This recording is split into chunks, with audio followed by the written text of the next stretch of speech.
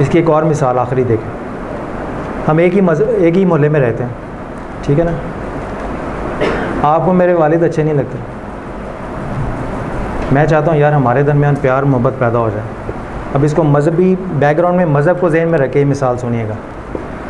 आपको मेरे वालिद अच्छे नहीं लगते, मगर मेरी ख्वाहिश है कि हम दोनों मिलजुल कर रहें। मेरे वालिद की नापसंदीदगी हमारे ताल्लुकात में रुकावट है। मैं क्या करूँगा उन ताल्लुकात को बेहतर प्रमोट करने के लिए और इस रुकावट को दूर करने के लिए? मैं आपको खुश करने के लिए और आपसे अपने ताल्लुकात को बेहतर करने के लिए ये डिक्लेयर कर दूं कि चूँकि आपको मेरे वालिद पसंद नहीं हैं, तो आप मोहल्ले में जिस आदमी पे भी उंगली रख दें मैं उसको अपना वालिद डिक्लेयर कर दूँ, ताकि जो आपको पसंद है मैं उसी को वालिद बना लूँ, ताकि हमारे ताल्लुकात अच्छे हो रहे हैं।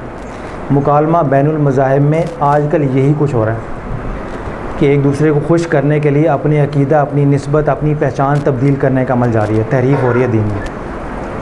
तो जो सेहतमंद मेंटालिटी का आदमी होगा ना, जिसको अपने बाप के साथ उन्स मोहब्बत होगी, जिसको अपनी पहचान अपने बाप के हवाले से करवाने में शर्म महसूस नहीं होगी, वो आपके साथ बैठ के ये कहेगा कि मुझे बताएं आपको मेरे वालिद में क्या नापसंदीदगी है।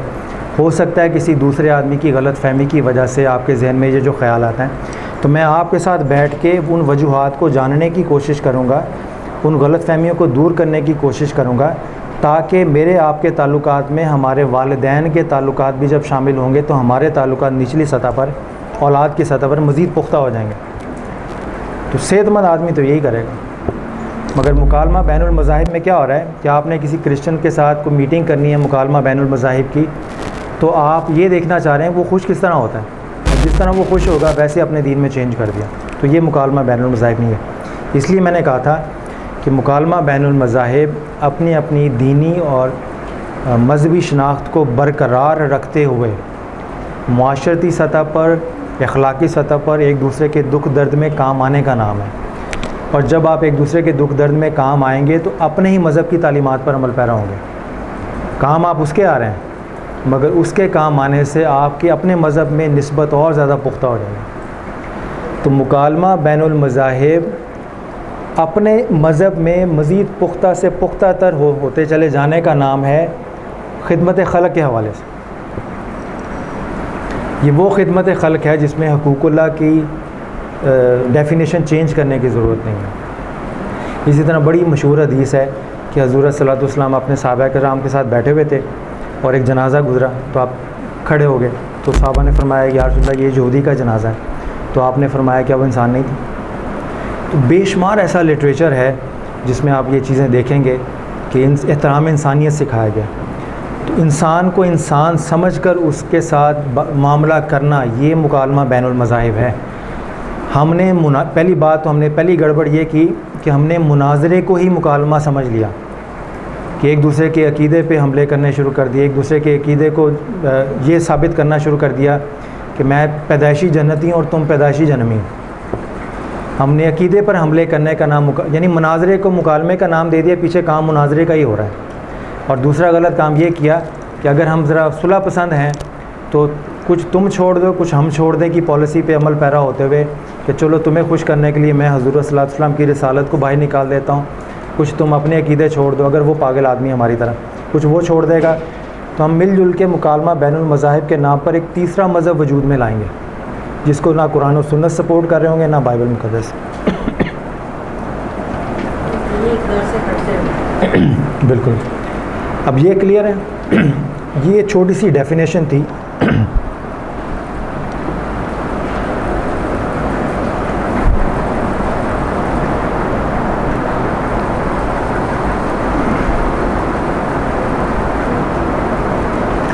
ये एक हदीस बड़ी ज़रूरी है। आप शरह मिशकात शरीफ में ये हज़रत सल्लल्लाहु अलैहि वसल्लम के हवाले से है कि मोहम्मद फ़र्क़ुन बैनुन नास। आपने सुना होगा नमाज मोमिन और काफिर के दरमियान फ़र्क है। तो इस हदीस में हज़रत सल्लल्लाहु अलैहि वसल्लम ने फरमाया कि मैं फ़र्क हूँ कुफ़र और ईमान के दरमियान, बाकी जितने भी फ़र्क है वो मेरी ज़ात से मुंसलिक है। इस तरह की और बेशुमार आयतें हैं जो मैंने कोट की हुई हैं, आप देख लीजिएगा।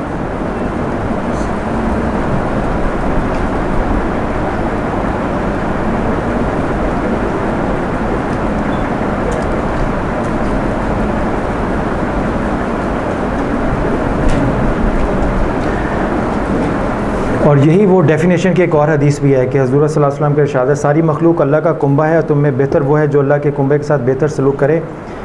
और यही एग्जैक्टली इसी माना और मफ़हूम की एक आयत बाइबल में भी है कि क्या हम सब का एक ही बाप नहीं, क्या एक ही खुदा ने हम सब को पैदा नहीं किया।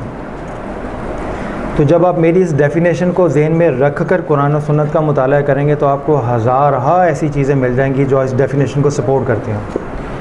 और मेरी इस डेफिनेशन में सबसे अच्छी बात जो मैं समझता हूँ, मैंने अल्लाह ताला ने तौफीक दी है सोचने समझने में, कि इस डेफिनेशन में आपको अपने अकीदे के साथ, अकीदे के मामलात के साथ, अकीदे की बुनियादों के साथ किसी एक को भी टच नहीं करना पड़ता, जो जैसी है वैसी है। क्योंकि अब मुकालमा अकीदे को एक्सचेंज करने का नहीं बल्कि मामलात को एक्सचेंज करने का नाम है। आप अपने अमल से अपने मज़हब को साबित करें कि कितना अच्छा है, दलील से नहीं। अपने मज़हब को अमल से साबित करने का नाम मुकालमा बैनुल मज़ाहिब है। जब दलील में जाएंगे तो वो मुनाजरे में चला जाएगा, और अगर मुनाजरा तमीज़ और तहज़ीब के दायरे में रहेगा तो मुकालमा भी हो सकता है। एक है मुकालमा और एक है मुगालमा, काफ और गाफ से। मुगालमा गाली गलोच, तो हम मुगालमे को मुकालमा समझ के उसको आगे कैरी करते हैं। ठीक है जी। अब चूँकि नमाज का भी टाइम है, 1:45 बजे हैं,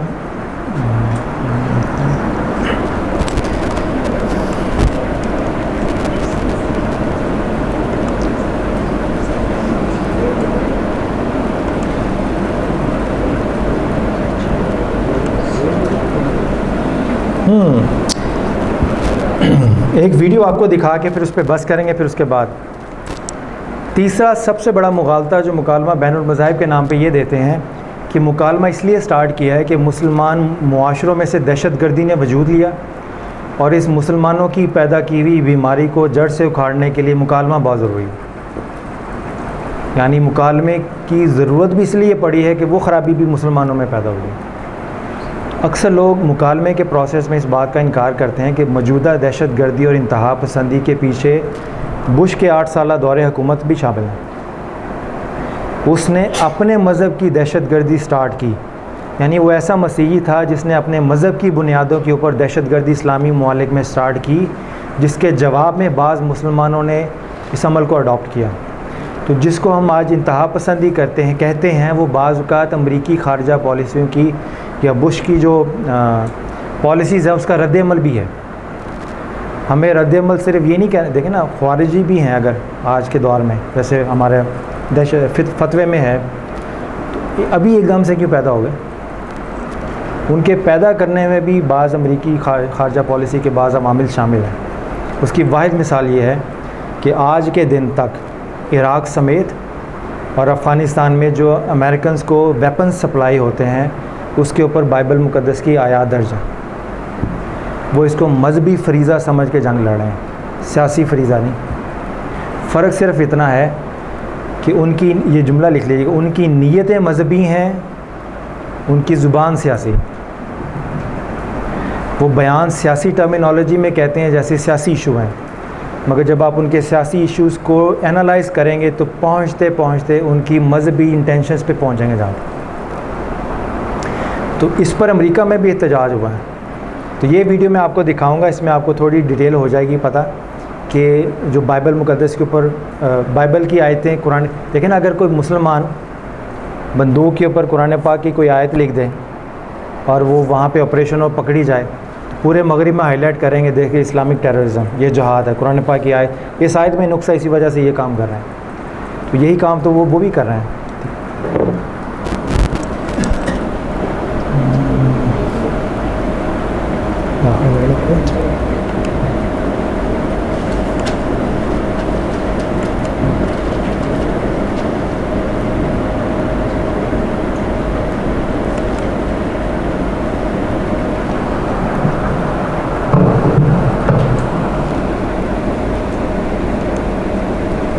This is like a carnival without the rides or the corn dogs. It has everything. The taxpayer watchdog. It is day 2 at the Conservative Political Action Conference in Washington, and if the right is...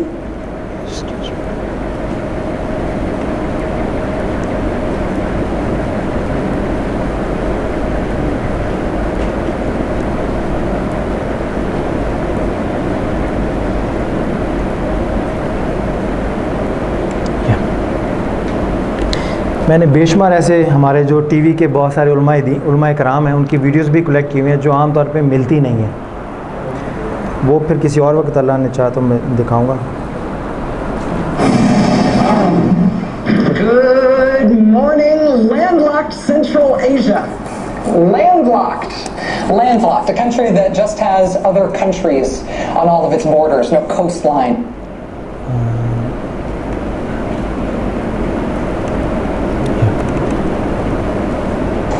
And ABC News reports that some rifle scopes issued to our troops in Iraq and Afghanistan and used in training Iraqi and Afghan troops, these rifle scopes are imprinted with Bible verses. No, I'm not kidding. Here's one example. A scope being used by an Iraqi police officer which has JN812 engraved on the sight, a reference to John chapter 8 verse 12, where Jesus is quoted as saying, "I am the light of the world. He who follows me shall not walk in darkness but have the light of life."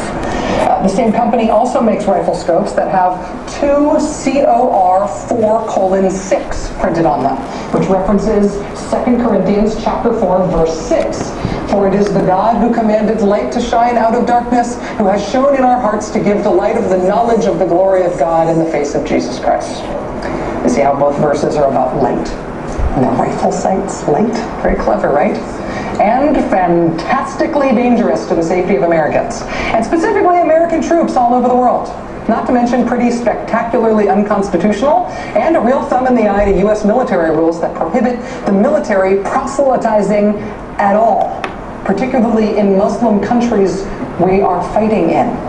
Those rules exist because the last thing in the world we want to do is hand Al-Qaeda and its recruiters and its sympathizers citable evidence for their eternal claim that our military is fighting a Christian religious war against Muslims, which all Muslims therefore have a duty to join against us.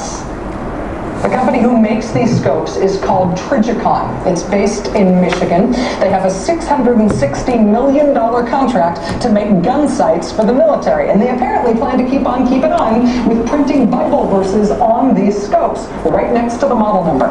The company admitted to ABC News that it is printing Bible verses on them. It's not inadvertent, it's on purpose.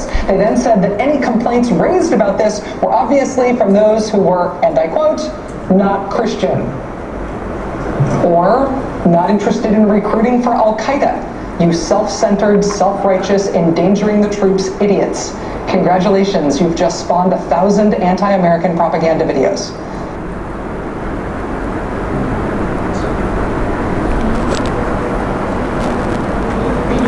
ये clear हो गया जी। अब आपको अगर कोई कहे कि जो पिछली जंग थी और मौजूदा जंग है ये सियासी या मजहबी नहीं है, तो फिर दोबारा ध्यान से सुने। ये मौजू नहीं था कि ये जो अभी जंग जारी है ये मजहबी है या सियासी, वरना इसके ऊपर मैंने 70 पेजेस का इंग्लिश में आर्टिकल लिखा हुआ है जो छपा नहीं अभी। वो अल्लाह ताला खैर रखे तो किसी वक्त उर्दू तर्जमा करके छापूँगा। पहली बात तो वो उसको जुर्रत कोई नहीं करता छापने के लिए, क्योंकि अक्सर लोग अमेरिकन इंटरेस्ट के लिए काम करते हैं तो फिर उनकी मसले मसाइल हो जाते हैं। मगर वो मैंने अपने लिए लिखा है कि एटलीस्ट मुझे उस मौजू पे अगर बोलना पड़े या सोचना पड़े तो जितना सोचा है वो सिस्टमेटिकली मैं एक उसको तरतीब दे के लिख लूँ। फ्रेंच जर्नलिस्ट हैं, उन्होंने किताबें लिखी हैं कि बिली ग्राहम का बेटा फ्रैंकलिन ग्राहम जो है वो जब इराक़ में गया था तो फ़ौज के साथ था और ये मीडिया पे नहीं आने देते। शुरू में कुछ क्लिप्स आए थे तो उन्होंने रोक लिया था। बड़ी स्ट्रिक्ट मॉनिटरिंग होती है मीडिया की। तो जिस गांव में जाके इराकियों को पकड़ते वहाँ पे इस शर्त पे उनको पानी और खाना दिया जाता कि वो ईसाई हो जाएंगे। अगर हो जाते तो उनको पानी और खाना देते, वरना उनको जेलों में डाल के मारते। तो ये बड़े क्लियर कट एविडेंस हैं, इसकी वीडियोस भी हैं। अमेरिका में जाएं तो बड़े ख़ास मुकाम से ये सारी डॉक्यूमेंट्रीज़ भी और बुक्स भी मिलती हैं। तो मैं जब लास्ट टाइम 2 दफ़ा गया था तो मैं बड़ी यानी मुश्किल से ये किताबें मैंने वहाँ से ख़रीदी और फिर कुछ फ्रांस से मंगवाई, कुछ अमेरिका से, कुछ बरतानिया से। बड़े कम लोगों ने लिखा। इस पर हॉलीवुड ने बड़ी शानदार फ़िल्में भी बनाई हैं, वो मिल जाती हैं अगर पता हो कि वो किस मौजू पे फ़िल्म है। अब सिर्फ 3 किताबों का तारुफ़ करा के फिर मैं बंद करूँगा 5 मिनट में। फिर अगर कोई सवाल है तो आप पूछ लीजिएगा। ये सिर्फ आपकी दिलचस्पी के लिए है। ये ख़ुतबात इकबाल पढ़ी आपने?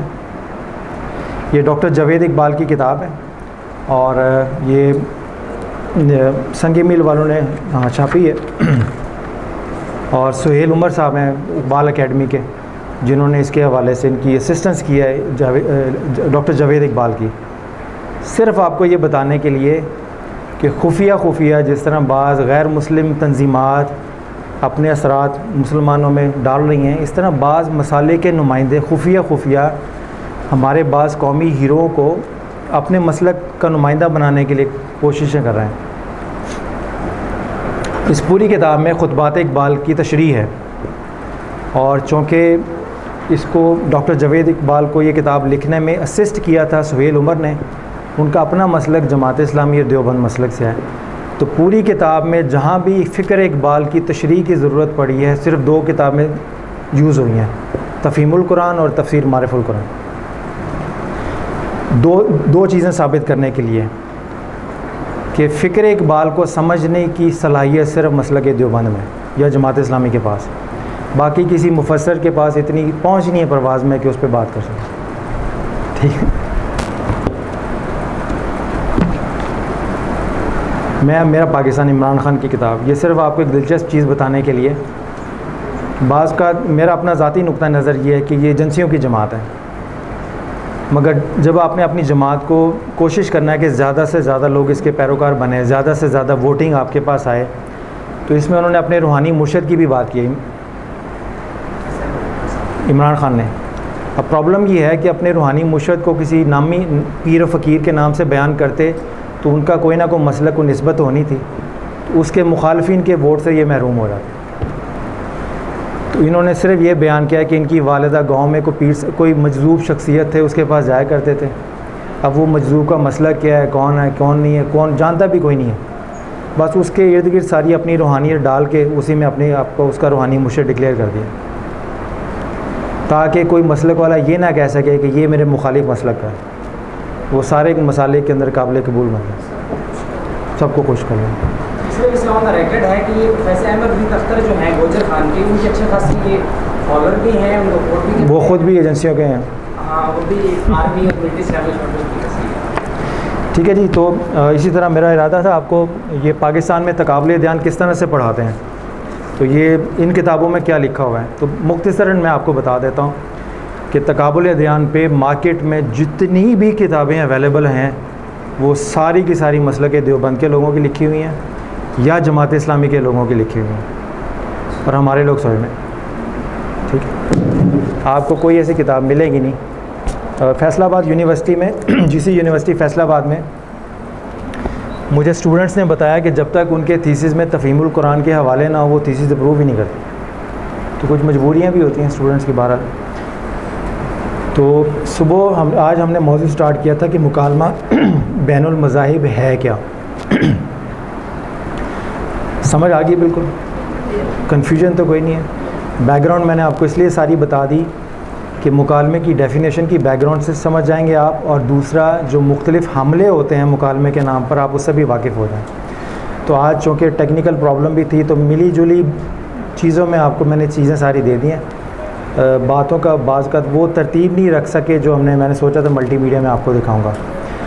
और सुबह से अब तक आपको अपनी इस किताब इस्लाम मसीहियत और मुकालमा मोहब्बत इसका सिर्फ चैप्टर 1 पढ़ाया, इसके 6 चैप्टर हैं, तो 1 काफ़ी है आप लें।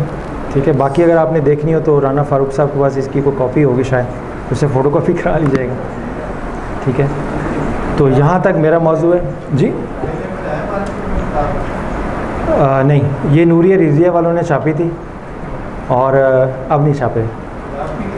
ये मेरी किताब अब इसलिए नहीं छापी कि इसमें मौलाना अशरफ अली थानवी के नाम से रहमतुल्लाह अलैह लिखा हो।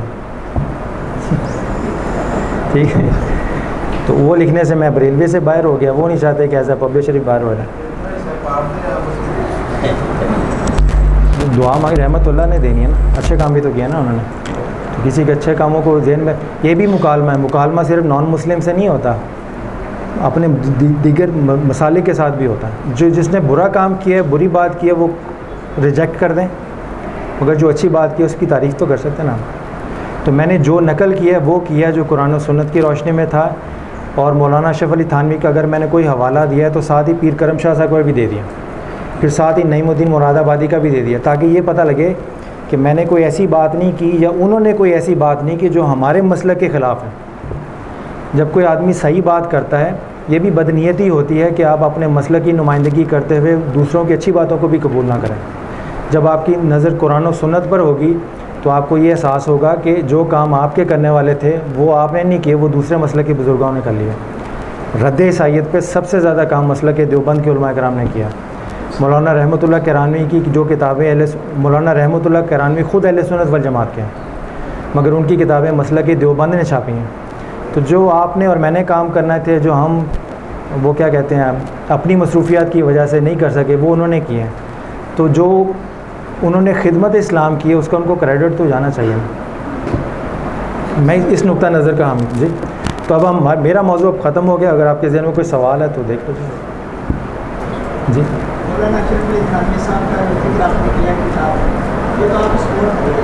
जी ये तो आपको सपोर्ट करता है जो आपने मौलाना शरीफ थानवी का पूरा जो आपने बयान किया पूरा जितने भी जो बंद मसले से हैं वो जो बात बयान करते हैं और उनका जो नजरिया इस तो अपोजिट है, आप उसमें भी आपको सपोर्ट करते हैं, फिर तुमको करनी चाहिए आप जो किताबों। बस वो बाज़ लोगों का अपना मिजाज होता है ना, जो दूसरी किताबों में भी हैं वादा कार जब देते हैं। लेकिन अगर आप अपने हल्के में बाइज़्ज़त समझे जाते हैं, मैं इनकी बात नहीं कर रहा, जनरल बात कर रहा हूँ। अगर आप अपने हल्के में बाइज़्ज़त समझे जाते हैं तो उस हल्के में ज़रूरी नहीं सारे लोग खुली समझ के आदि हों। तो अगर एक ही जुमला आपको रोज़ाना सुनना पड़े कि शाह साहब है तो उसी की कर देते, तो वो कहेंगे यार फिर खुदा अल्लाह हाफ़िज़। मगर ये है कि किताब बेशक दोबारा ना छप जाएगी अल्हम्दुलिल्लाह। ये जो 200 सफ़े हैं हज़ूर सल्लल्लाहु अलैहि वसल्लम की रिसालत के, ये भी उसमें छप जाएंगे। किताब नहीं किताब भी छप जाएगी, काम भी नहीं रुकेगा। मगर जब से नहीं छपी उस वक्त से लेके अब तक 200 के करीब फुल लेंथ वीडियोस मेरे यूट्यूब पे अवेलेबल हैं। काम नहीं रोका मैंने, महज एक उनकी देखें ना, एहतराम करना चाहिए उनकी राय का। अगर वो नहीं पसंद करते तो ना छापें। पहली फजीलत उनको मिली, दूसरी किसी और को मिल जाएगी। अल्लाह अपने दीन का काम नहीं रोकता। इंसान को सोचना चाहिए कि शायद उसके नसीब में कुछ और नहीं है, फिर पॉजिटिवली सोचें। तो ये देखना चाहिए कि हर पब्लिशर का एक अपना मिजाज होता है, तो उसके मिजाज का भी एहतराम करना चाहिए। उनकी यही मेहरबानी कि उन्होंने पहला एडिशन छाप दिया, ये भी हिम्मत वाला काम था। ठीक है ना, छप गया, लोगों तक पहुंच गया। इसकी एप्रिसिएशन मैं आपको बताऊं, दिलचस्प बात, अपने मसलक के लोगों को जब मैंने किताब तोहफ़तन भेजी तो किसी एक ने शुक्रिया का ख़त नहीं लिखा। ये किताब मसलक के देवबंद के डॉक्टर ज़फ़र इसहाक़ अंसारी को इस्लामिक यूनिवर्सिटी में गई तो उन्होंने घर पे बुला के लंच करवाया, फैमिली से मिलवाया और यूनिवर्सिटी में दावा अकेडमी में लेक्चर रखा। प्रोफेसर अब्दुल जब्बार शाकिर को जो मसलक के अहले हदीस के हैं, उन्होंने दावा अकेडमी इस किताब के छपने के बाद लेक्चर रखा। डॉक्टर इंतज़ार हुसैन सिद्दीकी जो इस्लामिक यूनिवर्सिटी के पिछले प्रेसिडेंट थे, उन्होंने इस पर तबसरा लिखा। वो भी मसलक के देवबंद के हैं, जमात इस्लामी के, इस्लामी नज़रियाती कौंसिल के हैं। डॉक्टर क्या नाम है उनका,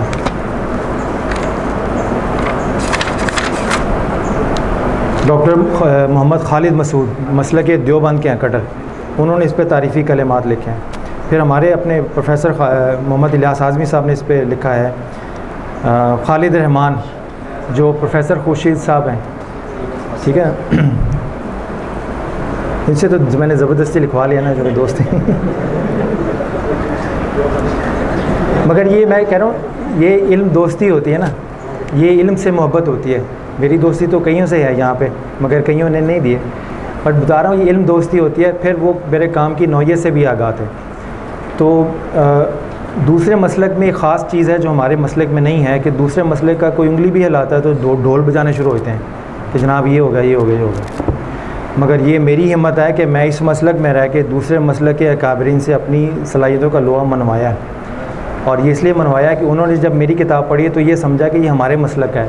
मेरी पूरी किताब में मैंने अपने कुरान और सुन्नत को नज़र रखी है, मगर किसी मसलक के किसी बुज़ुर्ग की तौहीन नहीं की। वही बातें जो मैं शुरू में कहता आया हूँ कि जब आपका तर्ज़ तहरीर अच्छा होगा, जब आपकी नज़र कुरान और सुन्नत पर होगी, तो कुरान और सुन्नत पर नज़र होने से और सुन्नत नबवी पर तबलीग के बाब में नज़र होने का फ़ायदा ये होगा कि अल्लाह ताला आपको तमाम मसालिक में काबिल एहतराम बनवा देंगे। ठीक है ना, ये भी अल्लाह का फ़ज़ल होता है, करम होता है। तो आप ये भी तजर्बा करके देखें, मेरा नहीं ख्याल है कोई इसमें मसला होगा। किसी ने बुरी बात कही तो आपने बड़ी बड़ी शख्सियात से मसला का लैब जो दिया है तो मेरी फैमिली का। हाँ ये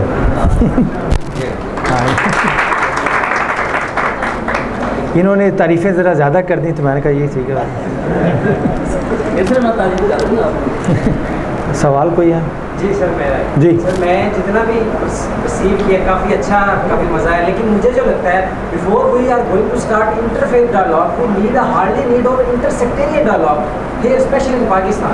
देखिए जो मेरी डेफिनेशन है ना, ये इंटर सेक्रेटेरियन पे भी अप्लाई होगी, ये इंटर रिलीजियस पे भी अप्लाई होगी। एकेडमिक्स पे देखना चाहते हैं कि एकेडमिक्स पे इतना तजाद है, तो इस तजाद को अगर मिनिमाइज करके यूनानिमसली अगर अटैक स्ट्रगल की जाए तो ज़्यादा इफेक्टिव नहीं हो सकती आपके ख्याल में? कि देखिए इंटरसेक्टेरियन ज़्यादा मुझे कन्फ्यूजन बेनिफिट्स नज़र आए हैं, तो अगर इंटरसेक्टेरियन डायलॉग पहले हो या उसको ज़्यादा फोकस किया जाए तो आप जो मुझे लगता है तो ज़्यादा इफेक्टिव प्ले रोल हो सकता है। आपका क्या कहना है इस बारे में? अच्छा, कल का जो सेशन है वो ये है तामीर शख्सियत का। उसमें मैं बताऊंगा कि तबीयत के असरात इंटरफेथ डायलॉग में कैसे आते हैं। जब तबीयत और फितरत ठीक होगी ना तो डायलॉग भी ठीक हो जाएगा, ठीक है ना। उसमें बताऊंगा उसका तरीका क्या है। आपका सवाल था बैक पैक, ये आपका सवाल का जवाब उधार हो गया, मगर डायरेक्शन मैंने कल अगर मैं भूल जाऊँ तो याद करा दीजिएगा। सर माशाल्लाह आपका लेक्चर बहुत फ्रूटफुल रहा है और मौजूद ज़ेर बहस पर हमें बहुत सी मालूमात से आगाही हासिल हुई है। मेरा सवाल यह है कि आपने जो 5-6 किताबों के हवाले दिए हैं वो मकतबे देवबंद और अहले हदीस से ताल्लुक़ रखते हैं, और आपने वो मिसाल भी बयान की कि मेरी किताब जो छपने से भी रुकी हुई है उसमें बरेलियत की तामील नज़रिया है। नहीं रुके, अच्छा उनमें भी ये अंसर है कि उनमें भी तामील नज़री है, उनकी किताबों के या उलमा के रेफरेंस क्यों नहीं दिए? एक सवाल ये। दूसरा ये कि जो आपने आखिर में पॉइंट आउट किया कि जो आलम मगरिब की जंग जारी है अमेरिका की इस्लाम के खिलाफ, वो रिलीजियस बेस है, और इस पर आपने 70 सफ़हात पर मुश्तमिल आर्टिकल भी लिखा और वो लिख रहे हैं, इस पर मज़ीद रिसर्च कर रहे हैं। वो भी मालूमात हमारे सामने आनी चाहिए कि उस पर मज़ीद रेफरेंसेस क्या हैं कि जिसकी बिना पर ये जो जंग है ये पॉलिटिकल की बजाय रिलीजियस है। अच्छा, आपका दूसरा सवाल तो मुजल्ला मिनहाजुल कुरान वालों से होना चाहिए। अच्छा, मैं भेज दूंगा, क्या वो छापेंगे? ठीक है, ये तो सर डॉक्टर अकबर अलैसी साहब ने मुराद ये है कि छापेंगे इंशाल्लाह कि नहीं छापेंगे। अच्छा ये दूसरी बात